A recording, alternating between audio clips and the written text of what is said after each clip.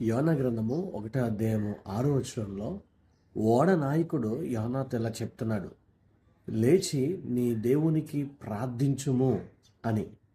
నీ దేవుడు కనికరించి నీ ప్రాణము రక్షించును అని. ఈరోజు నిజమే, మనము లేచి ప్రార్థించవలసిన వారమైనాము. ఆ ఓడ నాయకుడు చెబుతున్నాడు, ఓయి నిద్రపోతా అని మాట్లాడుతున్నాడు.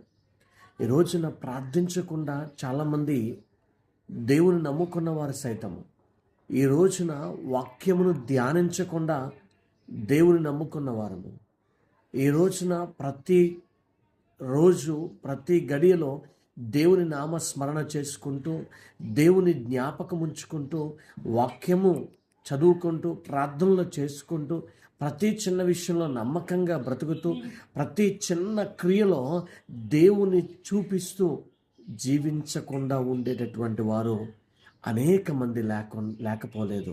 కాబట్టి ఈ రోజున ఒకవేళ అలా చూపించకుండా ఆత్మీయ నిద్రబోతుతనాన్ని మనం కలిగి ఉంటే కనుక ఈరోజు మనం కూడా మారదాం, మేల్కొందాం, లేచి ప్రార్థిద్దాం, లేచి వాక్యాన్ని పఠిద్దాం, లేచి దేవుని కొరకు బ్రతుకుదాం. అట్టి కృప దేవుడిచ్చును గాక.